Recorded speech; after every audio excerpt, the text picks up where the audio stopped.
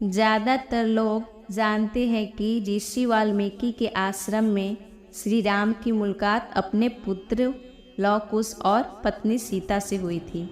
लोग ये भी जानते हैं कि कैसे अग्नि परीक्षा से गुजरने के बाद सीता ने अपने जीवन का त्याग कर दिया था। राम अपने पुत्रों के साथ अयोध्या लौट आए और महल में उनके लिए एक नया घर बनवाया। लेकिन बहुत कम लोग जानते हैं कि सीता माँ के पृथ्वी में समा जाने के बाद राम के शेष जीवन का क्या हुआ। भगवान राम के जीवन का अंत कैसे हुआ, इसकी जानकारी वाल्मीकि की रामायण से नहीं बल्कि पुराण से मिलती है। सीता को खो देने के बाद श्री राम ने कई वर्षों तक अयोध्या में शासन किया। उन्होंने अपने पुत्रों को राजा का कामकाज संभालने के लिए तैयार किया। अपने शमशान के दौरान राम ने अयोध्या के लोगों के लिए कई यज्ञ भी किए। अयोध्या की प्रजा पहले से ही राम को अयोध्या का सबसे अच्छा और आदर्श राजा मानती थी। राम का जीवन ऐसे ही चलता रहा। एक दिन एक बुद्धिमान ऋषि राजा राम से मिलने आए और उन्होंने एकांत में प्रभु राम से कुछ महत्वपूर्ण बात करने की अनुमति मांगी।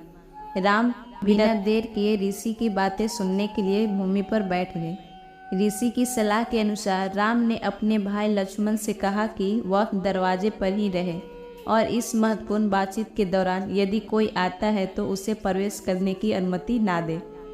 राम से मिलने आए ऋषि कोई और नहीं बल्कि समय के रूप से कालदेव आए थे। कालदेव श्री राम को यह याद दिलाने के लिए आए थे कि पृथ्वी पर उनका समय अब समाप्त हो गया है और उन्हें अब अपने मूल निवास वैकुंठ लौट जाना चाहिए। राम और कालदेव के बीच चल रही गोपनीय बातचीत के दौरान ही एक महर्षि का आगमन होता है।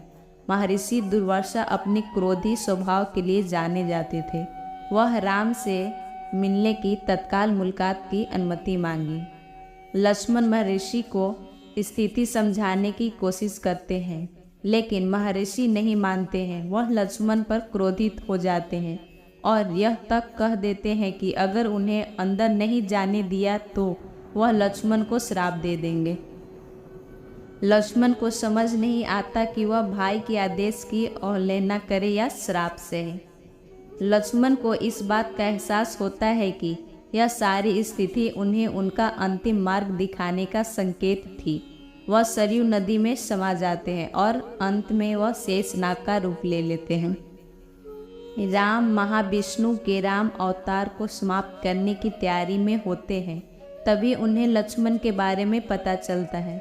वह भी सरयू नदी में अदृश्य देवों के साथ चले जाते हैं और इस प्रकार उनका राम अवतार समाप्त हो जाता है। सरयू में समाने के तुरंत बाद महाविष्णु अपने मूल रूप में उसी स्थान पर प्रकट हुए जिस स्थान पर लोग पहले ही इकट्ठा थे। उन्होंने लोगों का आशीर्वाद दिया। राम, विष्णु और लक्ष्मण आदि शेष हो गए थे। हालांकि ज़्यादातर लोग मानते हैं कि राम का अंत ऐसे ही हुआ था, फिर भी कुछ लोगों की इससे अलग राय है। पुराणों में इस बात का जिक्र है कि ब्रह्मांड के पालनहार भगवान विष्णु अपने अस्तित्व को समाप्त नहीं कर सकते हैं। ब्रह्मांड में विनाश के रूप में केवल शिव ही एक काम कर सकते हैं। तार्किक नजरियों से समझा जाए तो राम का अंत भी विष्णु के पहले अवतार की तरह ही हुआ था। जैसे कि कालिका पुराण में जिक्र है कि अपने कर्तव्यों की पूर्ति के बाद विष्णु का वराह अवतार पारिवारिक संबंधों के मोह माया में फंस गया था। उस स्थिति में वराह ने स्वयं अपना जीवन समाप्त नहीं की बल्कि देवताओं ने शिव की मदद लेने के लिए कैलाश का रुख लिया। देवताओं की विनती के बाद शिव पक्षी जानवर से बना। देवताओं की विनती के बाद शिव पक्षी जानवर से बना सर्व अवतार लेते हैं जो वराह से युद्ध करके विष्णु अवतार को मुक्त कराते हैं। इसी तरह भगवान शिव के सर्व अवतार से नरसिंह अवतार को भी नष्ट किया था। भगवान राम स्वेच्छा से अपना अस्तित्व त्यागने वाले पहले अवतार थे क्योंकि उन्होंने एक आदर्श मानव का जीवन जिया था। उन्होंने लोगों के सामने धर्म का एक उदाहरण स्थापित किया था। एक रहस्यमय जानवर के हाथों एक शिक्षक मृत्यु उनके इस अवतार के लिए उचित नहीं था। इसलिए उन्होंने नदी में समाकर इस अवतार को ख़त्म किया। दोस्तों, हमारे द्वारा दी गई जानकारी अगर आपको अच्छी लगी हो तो कृपया कर मेरे चैनल को लाइक सब्सक्राइब करें और कमेंट कर मेरा हौसला बढ़ाएं। धन्यवाद।